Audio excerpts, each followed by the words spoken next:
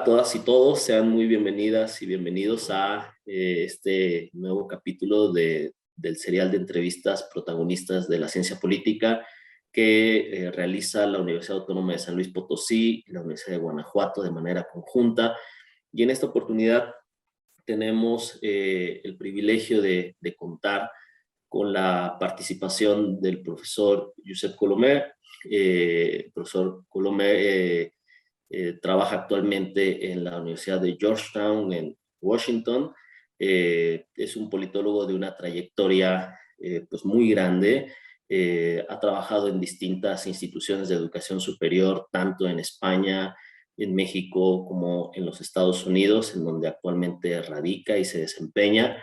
Es un personaje que no merece una profunda presentación porque se presenta por sí mismo, su obra, trabajos tan importantes como el de ciencia de la política, instituciones de la política, y más recientemente un libro sobre democracia y globalización que ha sido publicado tanto en lengua inglesa como en lengua española en el año 2021.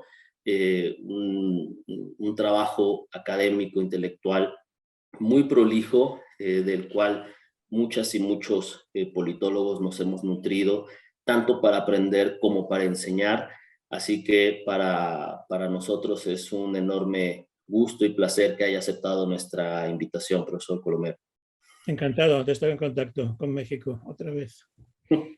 Bueno, vamos a empezar nuestra entrevista y en primer lugar queremos explorar un poco sobre la historia de vida de profesor Colomer, como lo hemos hecho con otras y otros colegas que han participado en este proyecto.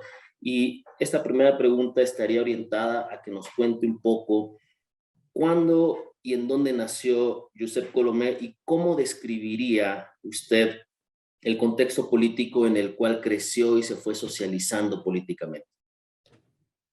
Yo nací en Barcelona, en España, en una dictadura. El ambiente político era de miedo, básicamente, de miedo a que los que habían vivido la guerra civil reciente pudiera reproducirse algo tan terrible. Mi familia estaba dividida por la guerra civil. Del lado de mi padre eran obreros de fábrica, habían algunos perseguidos, algunos se fueron al exilio, a Francia, y no volvieron. Y del lado de mi madre, más bien colaboracionistas, católicos. O sea, la guerra civil cruzaba la mesa del comedor de mi casa. Ese era el ambiente hasta que yo tuve 20 y tantos años. Y en su casa, por esta misma situación, ¿se hablaba mucho de política o era algo más soterrado? No se hablaba mucho por ese miedo que digo que era la emoción dominante, ¿no? Y cuando yo empecé a hacer política en la universidad de estudiante, mis padres tenían mucho miedo de que pasara algo, como efectivamente pasó.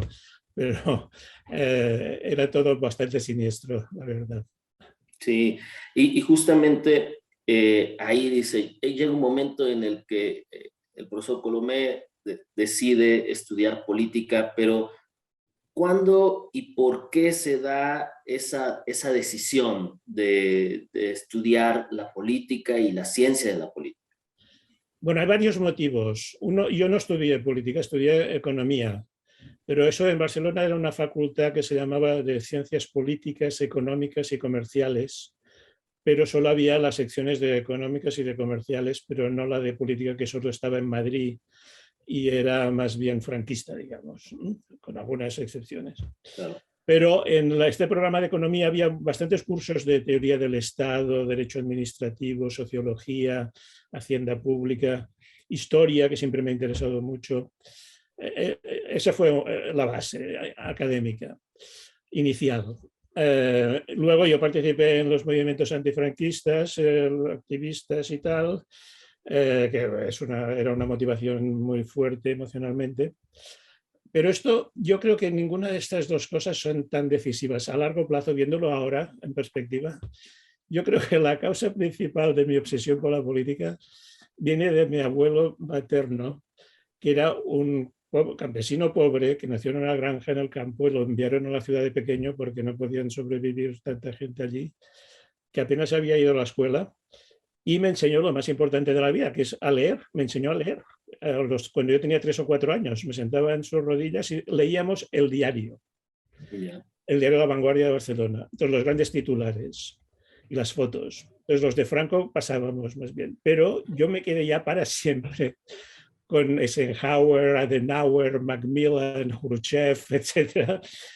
Y yo creo que de ahí viene mi pasión. Yo he tenido siempre el mapa del Atlántico en la cabeza, Europa a un lado y América al otro, y Ya. viene de eso, de leer la prensa cuando yo tenía 4 años. O sea, yo creo que esa es la raíz más profunda de todo. Por supuesto, súper interesante, ¿no? Y esto me lleva a la siguiente pregunta, profesor, que sería, ¿cómo describiría usted en esos años en la Facultad de Ciencias Políticas y Económicas en Barcelona ese proceso formativo y posteriormente, ya cuando se enfila más a temas de economía política, ciencia política, ¿cómo describiría ese proceso formativo en esos años de juventud? Bueno, yo después de la universidad trabajé como casi 10 años en el sector privado, sobre todo editorial, antes de volver a la universidad como académico. Y en realidad, hablamos en serio, la formación de verdad empezó más tarde cuando fui Fulbright Scholar en la Universidad de Chicago en los años 80, donde había politólogos muy buenos en aquel momento, pero también los famosos economistas de Chicago. Y ahí empecé a aprender teoría de juegos, teoría de la elección social, que es lo que he usado para aplicarlo a temas políticos en los que no se había usado, ¿no? O sea, he hecho un poco el puente también entre ciertas ramas de la economía y Claro, la política, ¿no? muy bien. Eh, en la introducción de esta entrevista yo hacía mención quizá muy de puntillas sobre su obra académica. Las y los académicos como usted son reconocidos por cultivar unas líneas de investigación más que otras. En su caso, el estudio sobre instituciones políticas, incluso sobre cuestiones electorales, y este trabajo de ciencia de la política lo han destacado. Por supuesto, estoy omitiendo otras cosas, pero la pregunta es, ¿por qué decidió cultivar esas líneas de investigación? ¿Qué es lo que lo motivó como a inclinarse más a esos campos que a otros que tiene la disciplina? Bueno, yo cuando empecé a dar clases en la Universidad Autónoma de Barcelona, me encargaron un curso, como pasa a los novatos, digamos, tenía varios grupos, de un curso que se llamaba Historia del Pensamiento Político.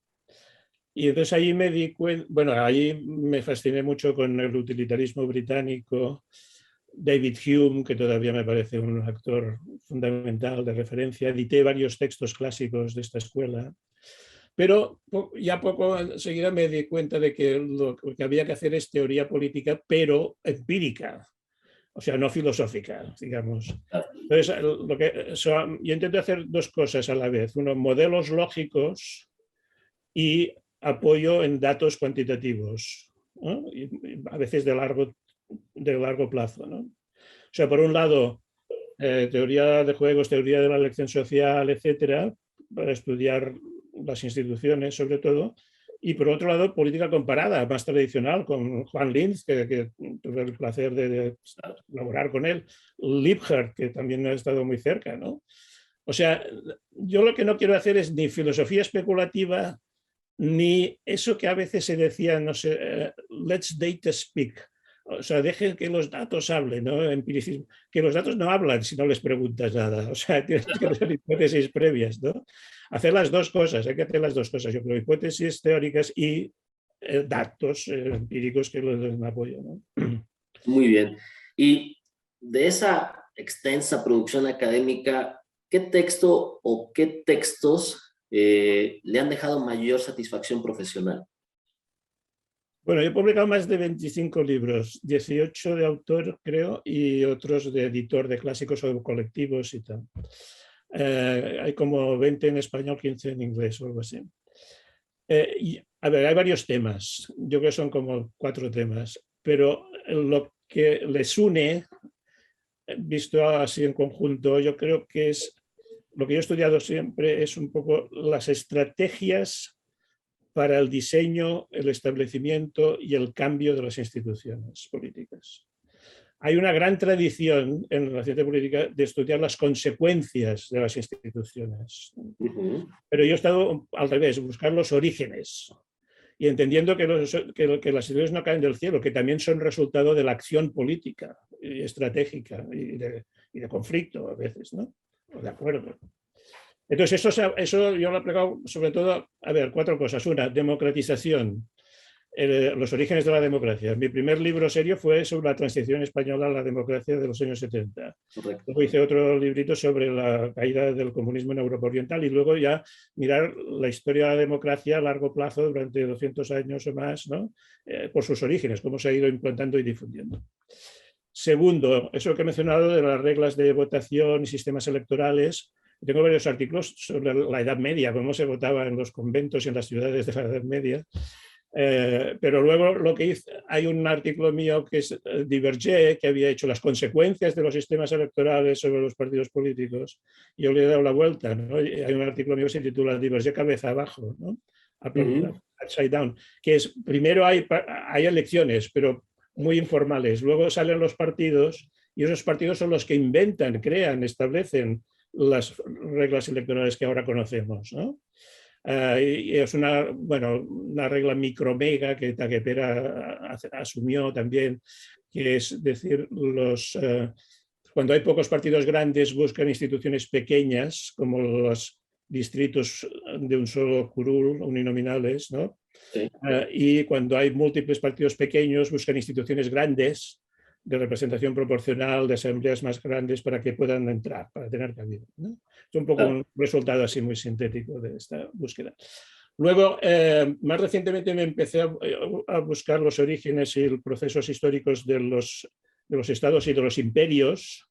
Y todavía ahora yo creo que los grandes imperios, Estados Unidos, la Unión Europea, Rusia, China, es lo que mueve el mundo, digamos, ¿no?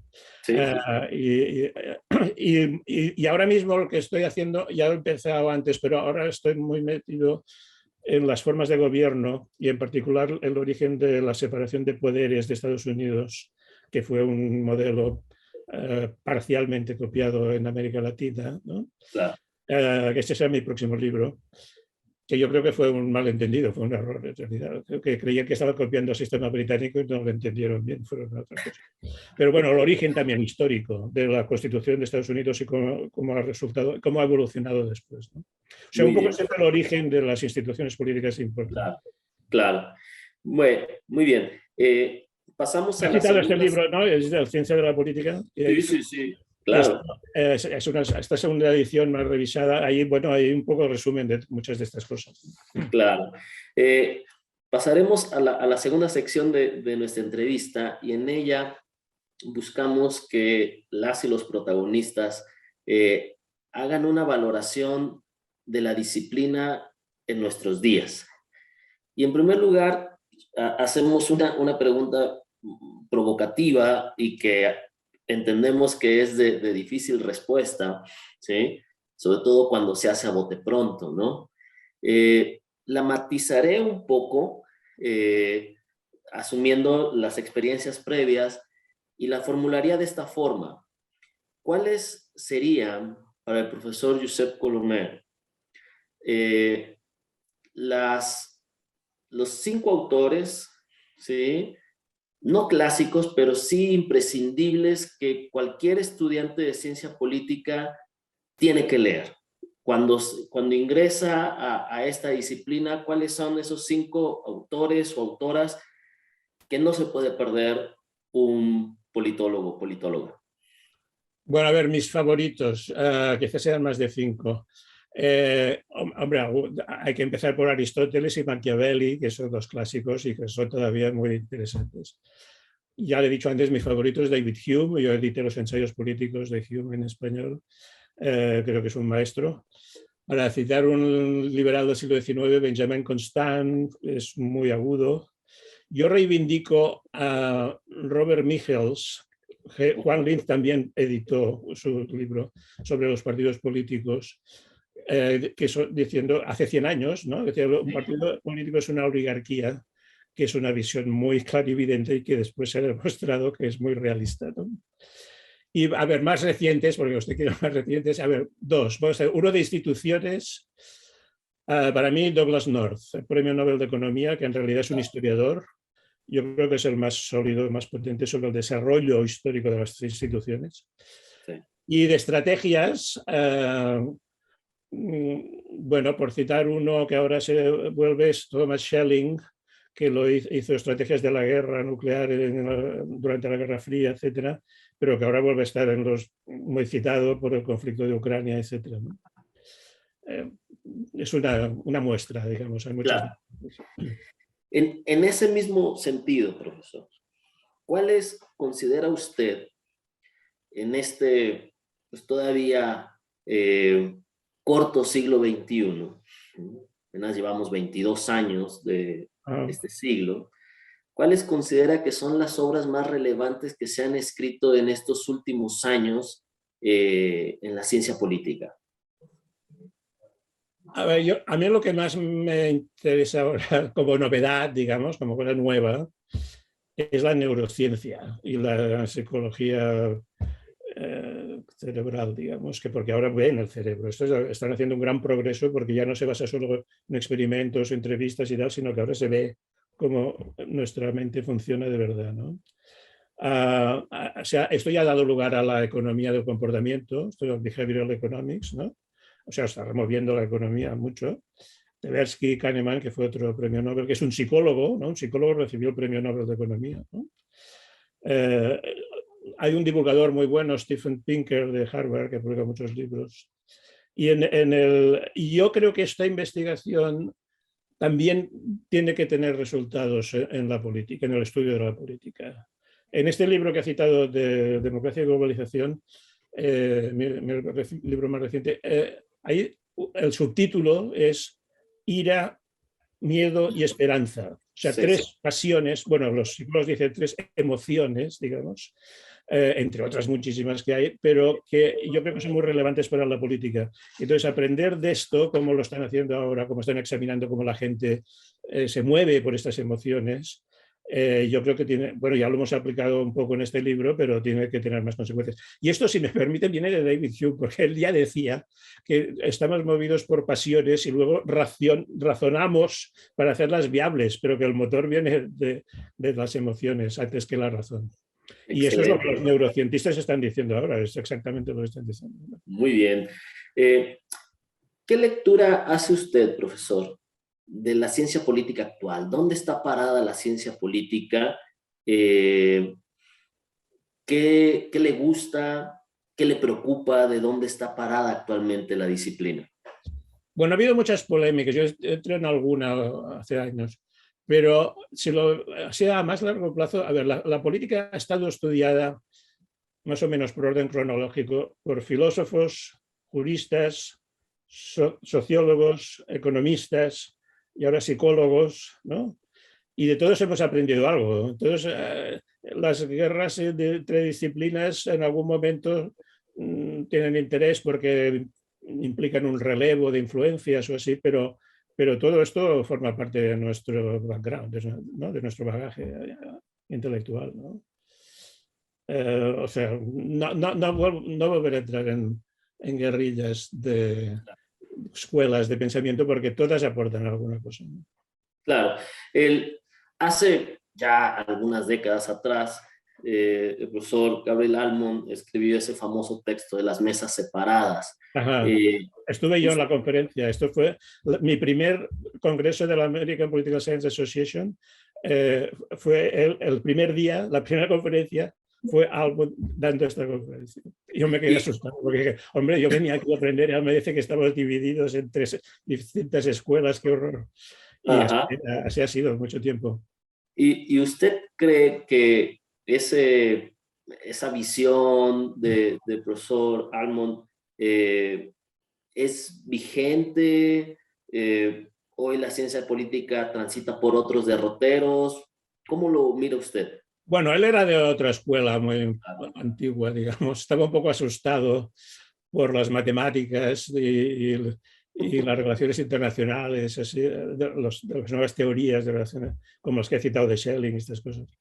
Y entonces estaba muy a la defensiva, ¿no? Hay que seguir con nuestros métodos sociológicos y tal. Pero luego pasamos todos por encima, o sea, no freno nada esa conferencia, yo creo. No, a ver, los desafíos, yo para mí los desafíos metodológicos, que ya hemos hablado un poquito, que son los de la ciencia en general, ¿no? Pero el gran desafío de la ciencia política es la política actual, el mundo actual que está cambiando, ¿no?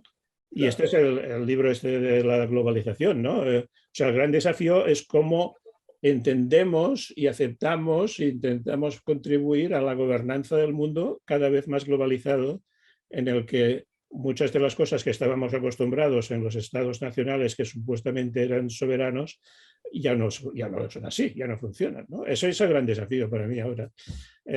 Como todo lo que hemos aprendido lo tenemos que revisar y repensar en un mundo mucho más complejo, en la que la soberanía nacional de los estados ya no existe, ya no es un hecho, ¿no? En el libro decimos múltiples niveles de gobierno, ¿no? Para diferentes temas, según la escala del tema. El gobierno local, gobierno nacional, gobiernos continentales, gobierno global, ¿no? Pero claro, lo que está más en déficit es el gobierno global. Este es el gran desafío que tenemos que abordar, ¿no? Intelectual, digamos, ¿no? O sea, ahora tenemos problemas globales de paz y seguridad, ahora mismo, primera página, de comercio, de inversiones de capital, de migraciones, de pandemias, de cambio climático. De todo esto, los estados nacionales no controlan nada. Entonces, tenemos que pensar cómo hacemos una gobernanza global que vuelva a ser más eficiente y más aceptada, ¿no? Por último, en esta sección, hay quienes afirman que la ciencia política necesita a la democracia para su desarrollo, ¿sí? Que existe esta especie de simbiosis entre ciencia política y democracia. ¿Usted cree que se puede hacer ciencia política en contextos autoritarios? Bueno, no, porque la ciencia y la academia en general requiere libertad de pensamiento y libertad de expresión, ¿no? Y de publicación. Entonces eso, si no hay esa libertad, no hay conocimiento. Claro. Puede haber otras cosas, como hemos vivido muchos, algunos que hemos vivido en dictaduras y lo hemos visto en otros países, lo vemos mucho, que la gente se agarra a mitos, consuelos ideológicos, falsedades, pero no ciencia y conocimiento, ¿no?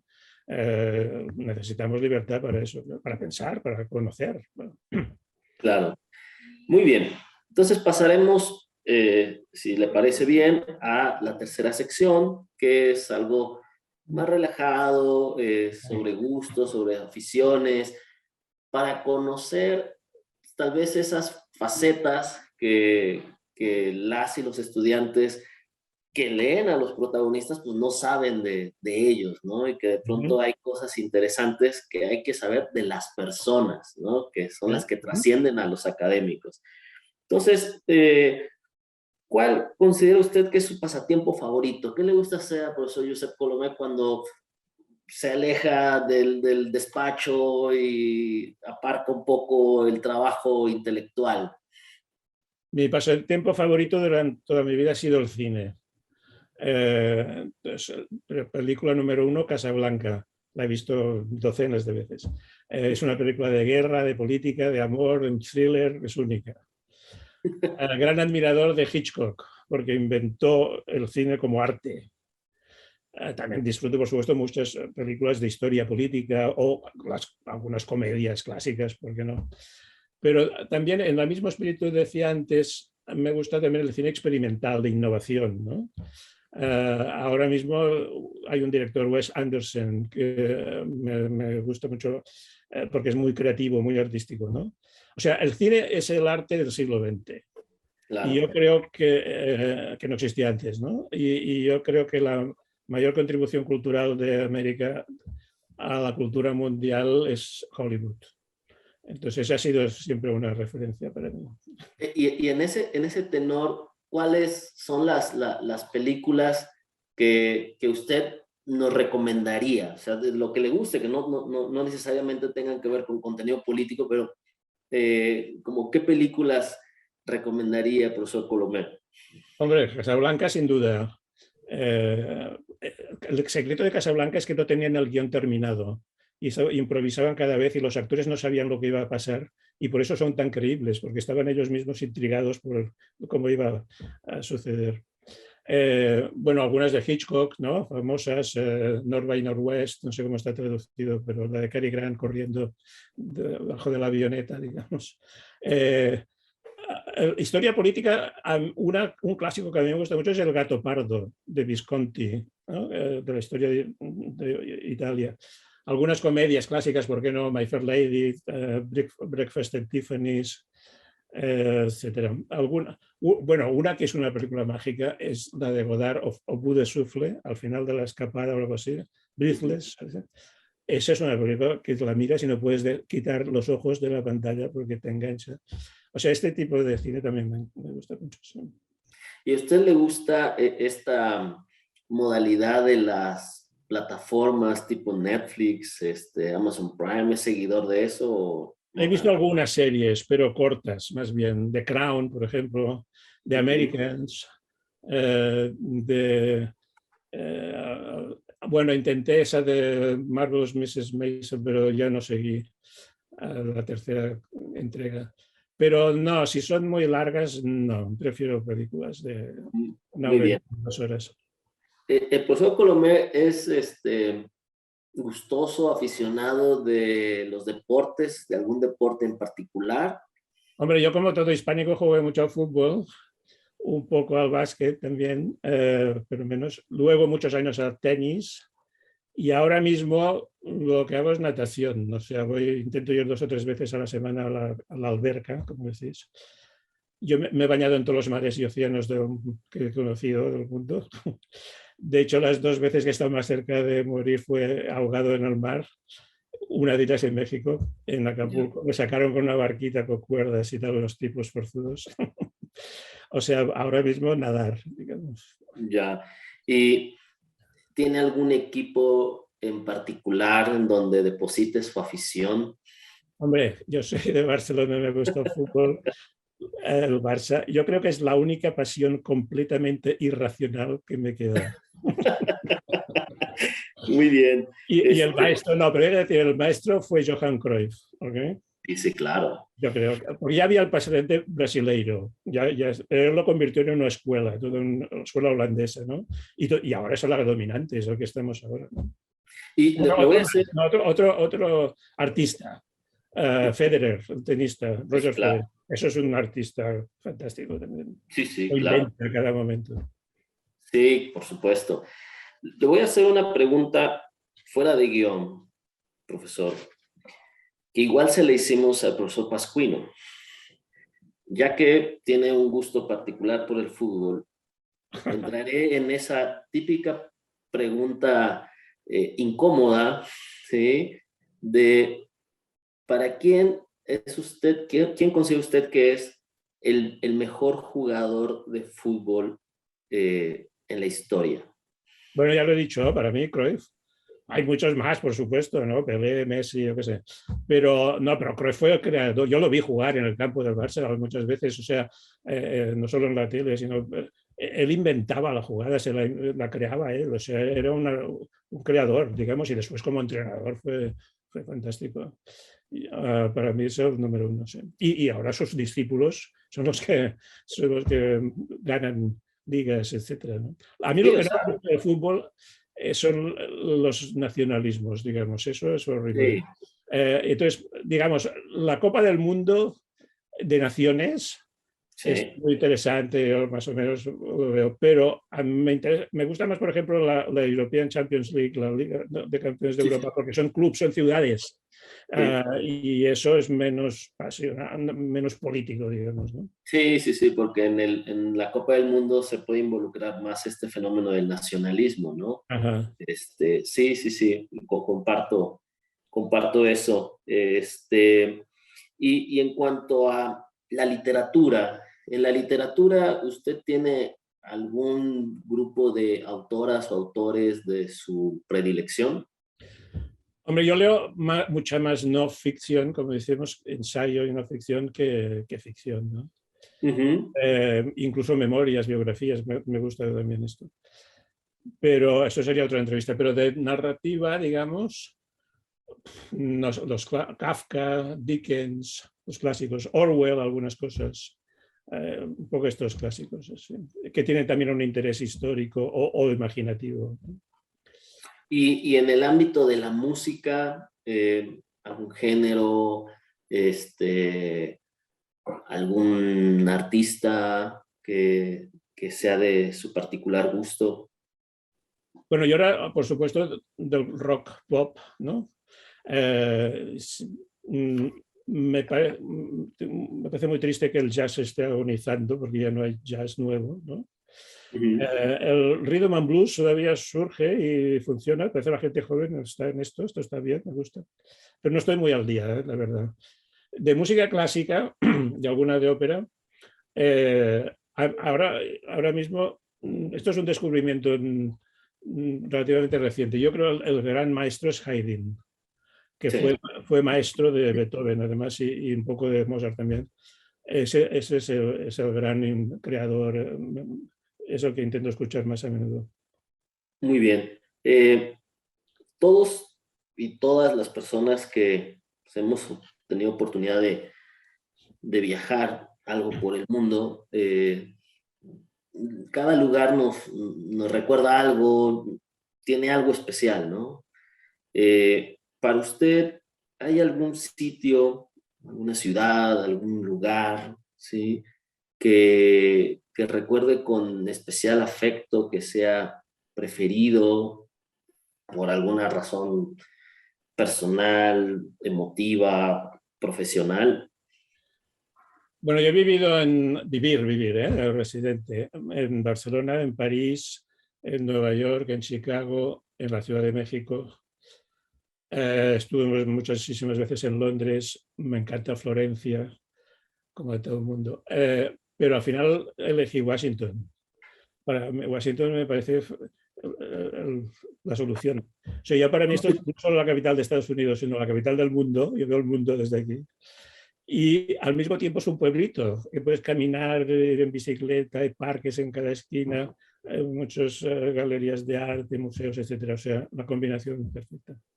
Muy bien.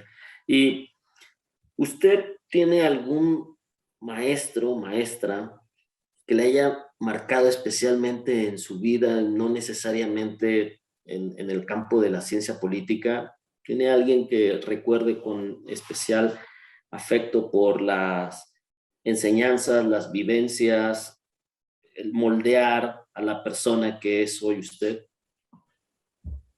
Bueno, yo llegué tarde a la academia, como digo, ¿no? Porque estuve trabajando en el sector privado. Entonces, no empalmé, digamos, mis profesores de la Claro, facultad con los colegas, ¿no? Entonces, a algunos sí les tengo mucho aprecio personal, Juan Lins, por supuesto, Tage Pera, muchos más, Liebhardt, que es una persona excelente. Eh, pero, a ver, pero yo he intentado hacer algo nuevo, o sea, no solamente ser divulgador, digamos, de lo que han hecho otros y tal, ¿no? Y algo duradero, y no super periodismo, que a veces parece que es lo que algunos hacen, algo más analítico, ¿no? sí. Ya, o sea, es una cita muy famosa que es Keynes, decía que algunos políticos de vez en cuando dicen, he tenido una gran idea, y en realidad es solo una reverberación remota, dice, de algún oscuro escribano del pasado, cuyas ideas flotan en el aire, ¿no? Durante mucho tiempo.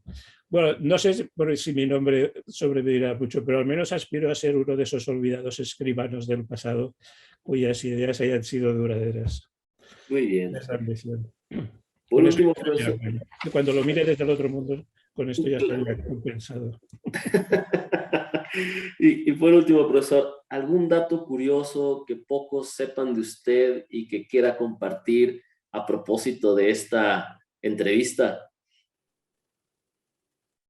Bueno, a ver, bueno, mi plan B en la vida era diseñador gráfico y todavía hago cosas de dibujos y ilustraciones como hobby, digamos, en mi blog un poco, e incluso en las portadas de los libros, de algunos libros. Este libro, el último, que este dibujito es mío, digamos, y dentro lo pone además, pone de ilustración y tal. Y he hecho algunos de otros colegas y tal, de sus libros y tal. Si alguien tiene una idea, que me diga. Esa era mi gran afición y todavía me excita mucho de ir a galerías de arte y las representaciones gráficas todavía me emocionan mucho.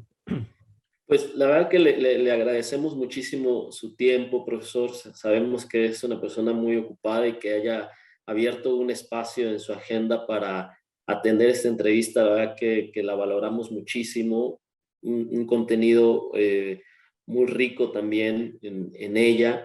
Y no quisiera terminar sin antes también mencionar a los que nos siguen a través del canal de la Universidad Autónoma de San Luis Potosí, que visiten la página del profesor Colomer en internet, www.josepcolomer.com, en donde podrán encontrar pues, no solamente su hoja de vida, sino sus publicaciones, las entrevistas que le han hecho, las citas, o sea, es una página muy completa en donde se puede dar seguimiento, pues casi que en tiempo real a lo que es su trabajo intelectual. Y no quería dejar de mencionarlo y reiterarle nuestra gratitud, nuestra admiración por el trabajo, porque ciertamente muchas y muchos estudiantes se nutren de su obra intelectual y creo que eso es muy valioso y por eso consideramos que usted es un protagonista de la ciencia política. Muchísimas gracias. Voy a poner esa entrevista en mi web también. Por supuesto. No, encantado, un placer, de verdad. Pues muchísimas gracias y estaremos en contacto y gracias a todos los espectadores. Bueno, saludos mexicanos.